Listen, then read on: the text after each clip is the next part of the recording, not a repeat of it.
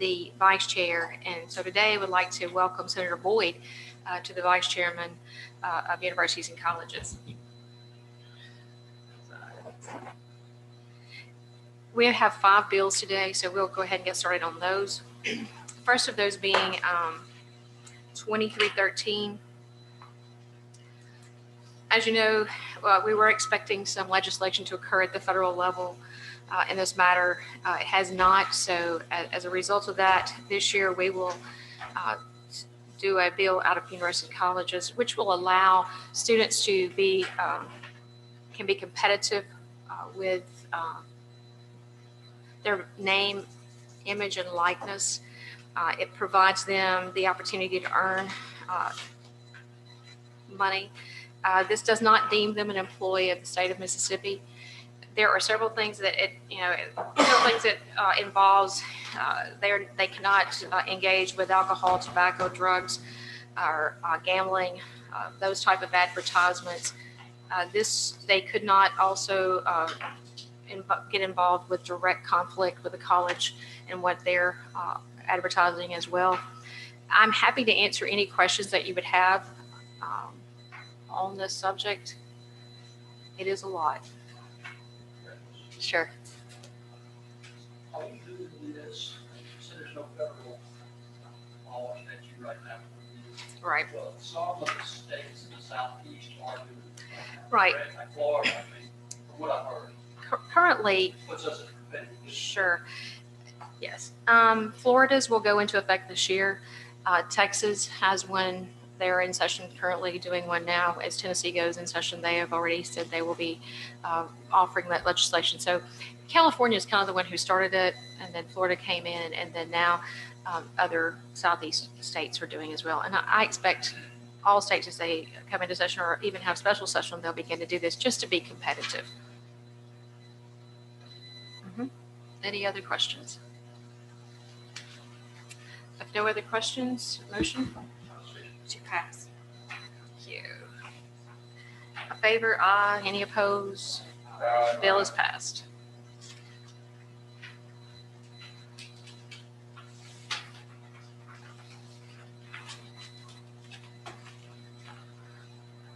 Our next bill, 2383.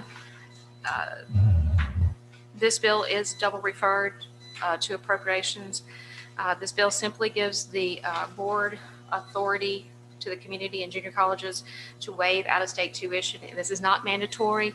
This is just an option if they would like to. I'll give you an example. I'm from Northeast Mississippi. I live in Corinth. I'm surrounded by Alabama and Tennessee. A lot of those students come in and attend high school in our Mississippi schools. Their parents work in Mississippi. We would like to retain those students. So as an opportunity, if that junior college would like to offer out-of-state tuition to those students, they would have the opportunity. Any questions? Motion? Title sufficient to pass. All in favor? Aye. Aye. Any opposed? Bill is passed. We're going to go to 2540.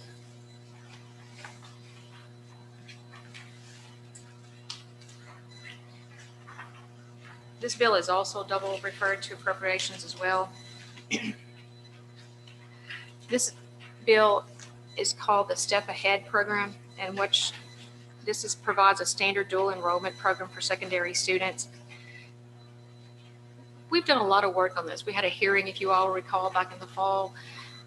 We have continued to meet with the community college leaders. But what the goal of this bill was to do was to get a level playing field of curriculum, those classes that would be chosen by the high school and a group of community college leaders, the credits would go from any college. It would transfer from any college to the other college. That was one of the goals. The other goal was to be able to provide a standard fee and for those credit hours that would be taken, whether they be taken at the high school level, taught by a high school teacher, or whether they be taught at the college online, Zoom, or in person. So the bill is very in-depth. One of the things that it is so in-depth that, and there's been so many meetings, and we want to continue. And I also want to open it up to you as well as we go forward, that if there are other things that you see that would help to make this bill complete in trying to unify this and to get those pieces in place for us to be able to offer a good package for the community college. They are the ones that are taking the brunt of those dual enrolled students. A lot of that is being driven by, of course, the accountabilities model from the K through 12. So there are a lot of moving pieces to this. I would like to, for us to continue to work on it if we could, please. I think Senator Boyd has a motion. Madam Chairman, can we add a reverse, make the motion to add a reverse repealer to this? Yes. So if there's no other questions, I would like to add the amendment. I'll second. All in favor? Aye. Any opposed? And we're back on the regular bill, the general bill. Do I have a motion? Title sufficient to pass, committee substitute. All in favor? Aye. Any opposed? Bill is passed.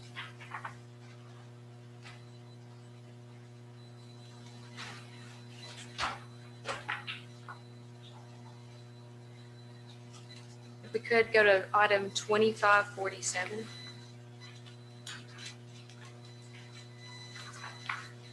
This bill is double referred as well to appropriations.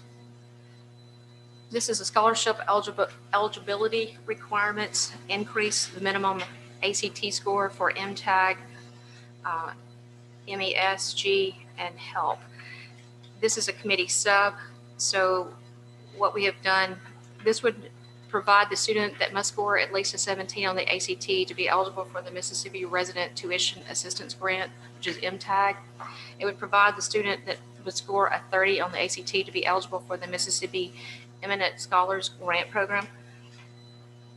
We also provide that the student must score at least a 20 from a single test administered to be eligible for the Higher Education Legislative Plan Program.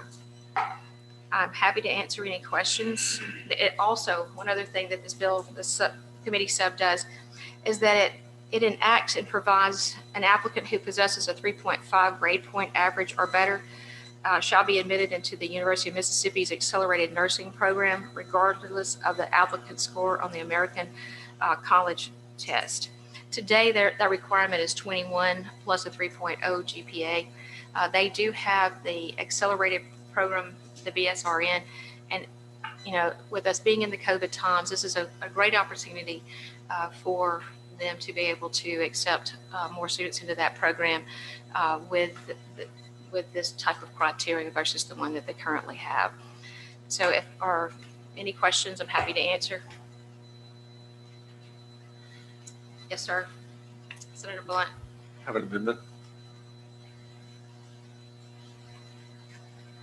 I'd like to offer an amendment. Okay.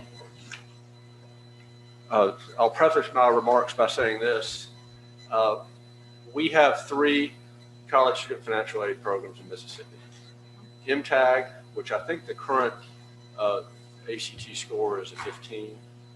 It is. The Eminent Scholars Program, which is currently a 29, and the HELP program, which I think this bill moves it to 20. I think it's 17 or 17 or 18. I can't remember.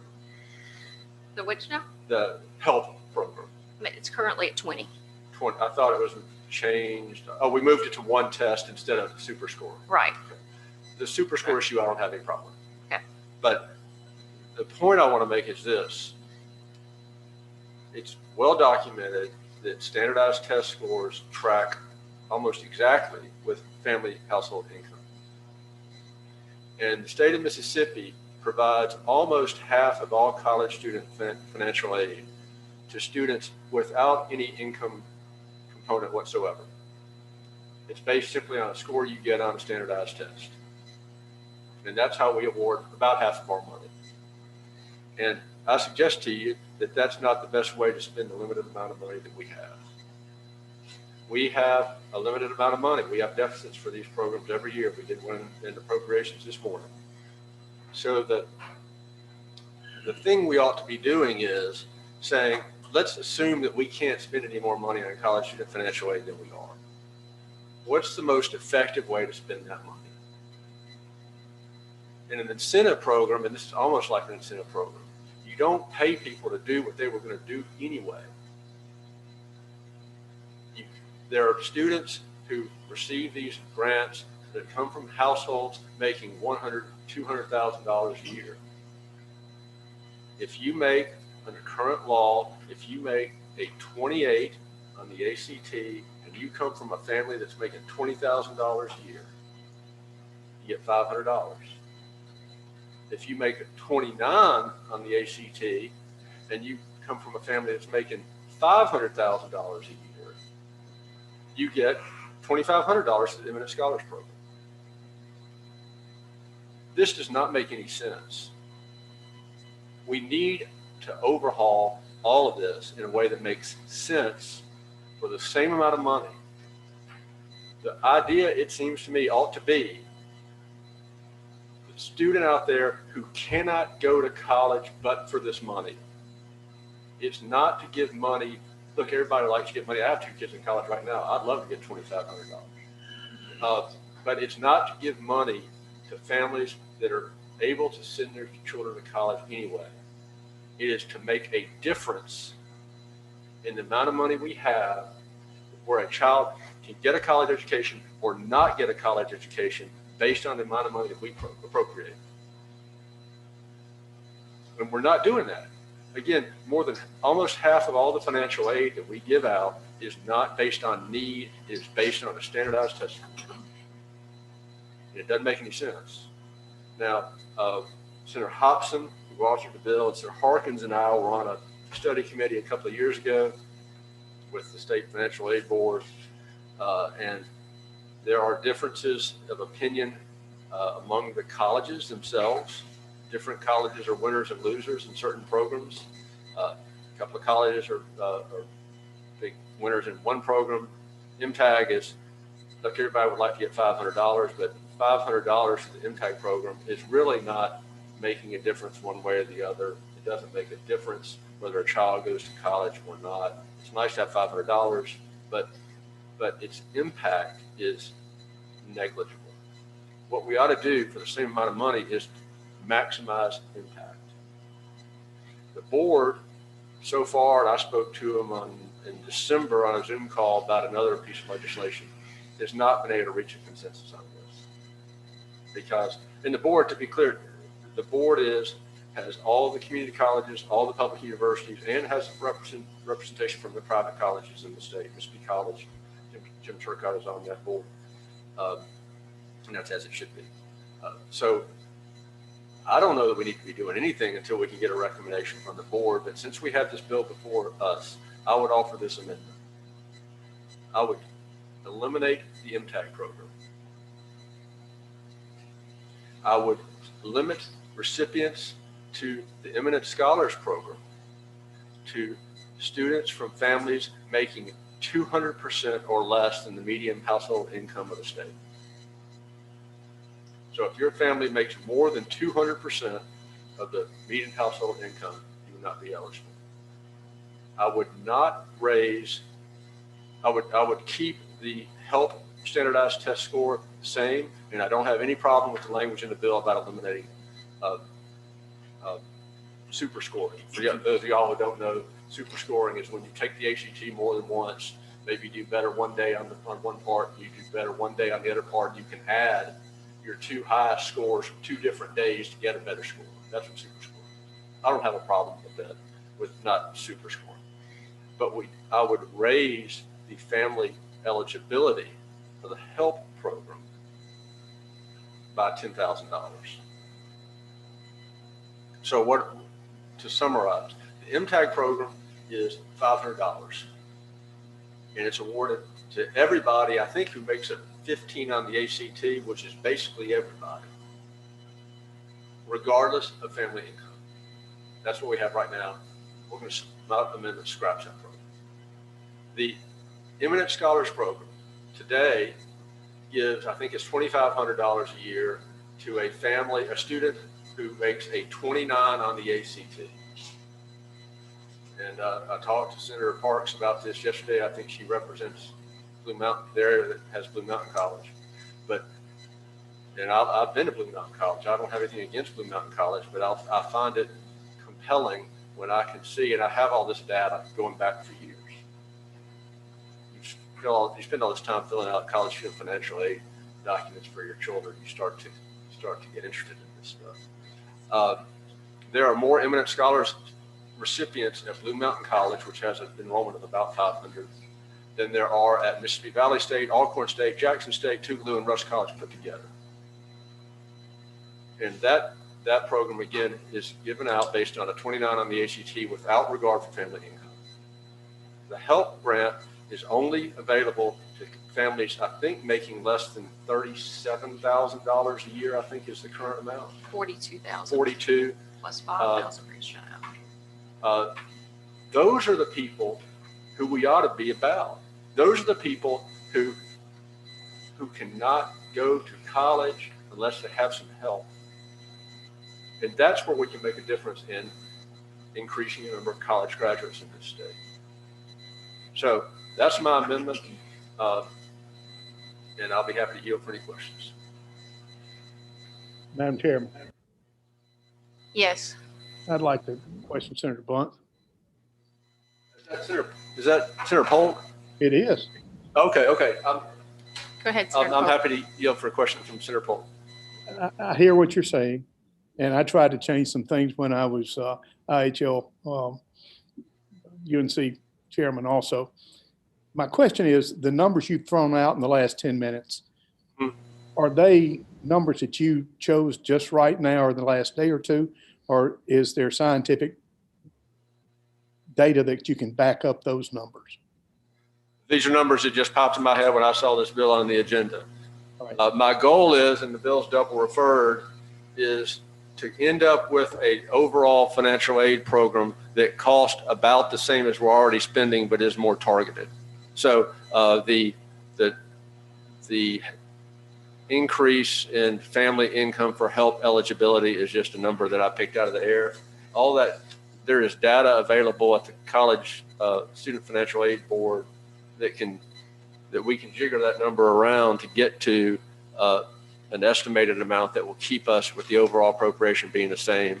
But this is just something I've made up on the fly. Okay, that's what I wanted to know. All right. Thank you, Senator Blunt, for your comments. And one of the things I'd like to come back and say to you is that I understand what you're saying. We agreed. We talked yesterday. And we also talked about that there is a plan. The State Financial Student Board, along with the colleges and universities leadership, is coming forth with a plan to revamp. It won't only be based on all the financials, but as we both know, the ACT score is also probably going to play a role in this and being done away with because we have moved to the super score. We do see the Ivy League schools moving to that as well. We see that as a trend across the U.S. So if I could, I would love to keep this bill moving. And what you've asked for is a total revamping of the financial plan. And I'm not sure that we could accomplish that within the time limit that we need. And there are things that are driving this bill today that as we look at the budget for next year and how we will fund these scholarship programs with keeping in consideration the super score is now being considered in all this. And that was why, we wanted to keep the help at a flat 20, but limit it to the single test score. So with that being said, again, I'm not sure we could accomplish that in your time frame that you're looking for us to do. And knowing that there is a plan that's coming forth. Well, then I'd be recognized to close Yes. unless anybody else, any other questions? Any other questions? May I be recognized to close? Yes. Thank you. Yes. Thank you. I appreciate you saying that.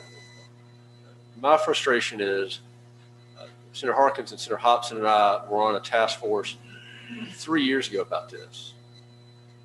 And I'm tired of waiting on those folks to come up with a plan. I understand. Next year will be the 4th year. They have these institutions have their own individual priorities on what's best for their individual institution. And they cannot agree because I'm not going to name names, but they cannot agree because they're looking out for their own self-interest of their institution. What we ought to be about is what's best for the state. And what's best for the state is to have more people go to college, complete college, and graduate from college. And I don't, Senator Polk asked a good question, and I certainly don't think my amendment's perfect. Again, my goal is to not spend any more money, but spend it more, I hate this word, impactfully than we're doing now. And I would ask you to vote for the amendment because we have got to get their attention. Because we can't just wait and wait and wait and keep doing what we've been doing, have deficits every year, and give money to families of students who are perfectly capable of paying tuition. I know my children are friends with them, and I love them, but I would ask you to vote for the amendment, knowing that it's not perfect, because we've got to make changes to the way we're doing things. So I move adoption. All in favor of the amendment, say aye. Aye. All of those that oppose? No. No. All right. Thank you. Back on the original bill. Any questions on the original bill? None. Do I hear a motion? Adoption of the committee substitute title sufficient to be passed. All in favor? Aye. All opposed? Bill is passed. All right, we have one last bill before us today. That is 2536.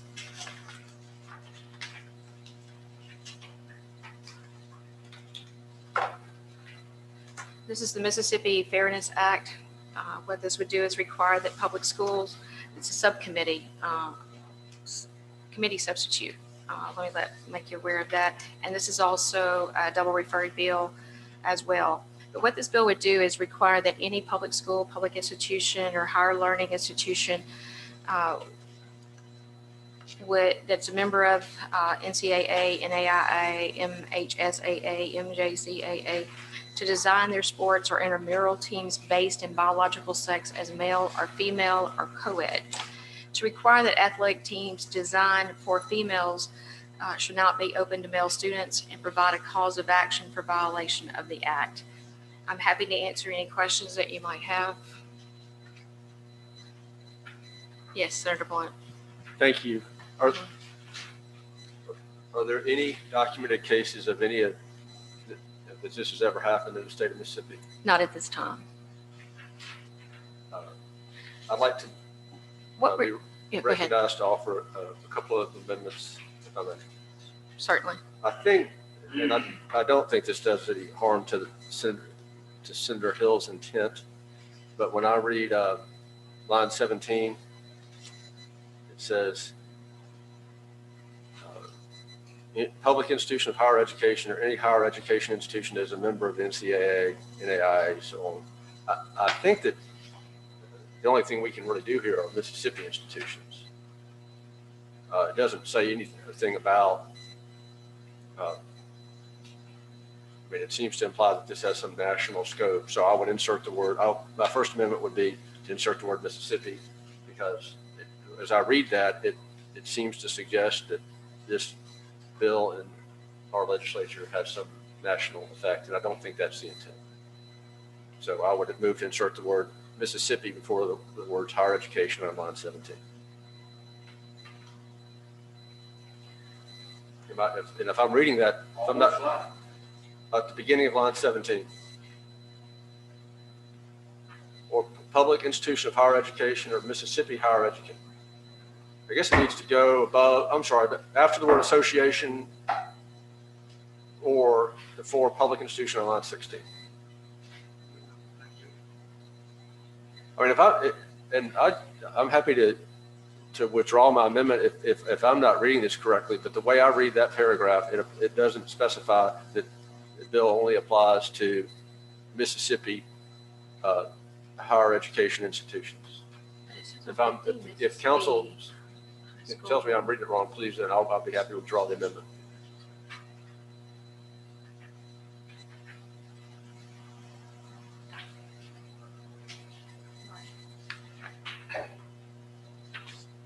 We don't have authority over them anyway. We do address the Mississippi high school activities up in the online 15. So I think the paragraph, a council. For the schools and institutions of higher learning all the way through our code, that's what the code tells me that it was.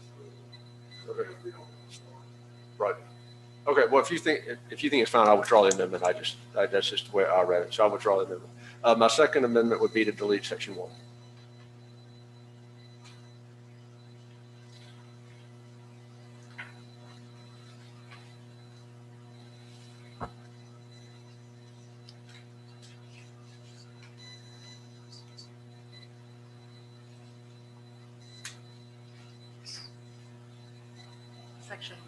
Section 1? Okay. Section 1. I'll be happy to explain. Explain, please.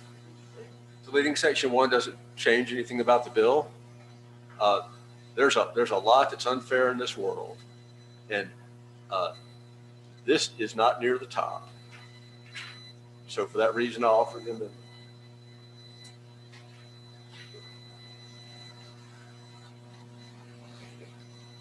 You know, I can accept the amendment. That is fine. I think the intent of the bill is still there, so I'm good with that. So on the amendment, all in favor of the amendment?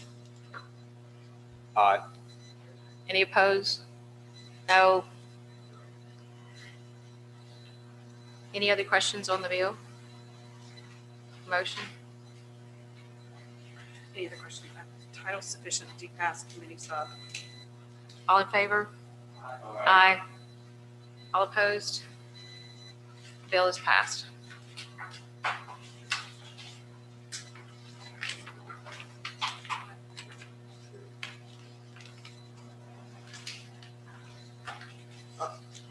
Did my amendment number 2 to the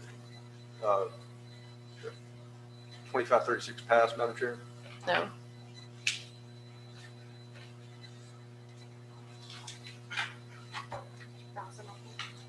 Rise and report. Heard the motion.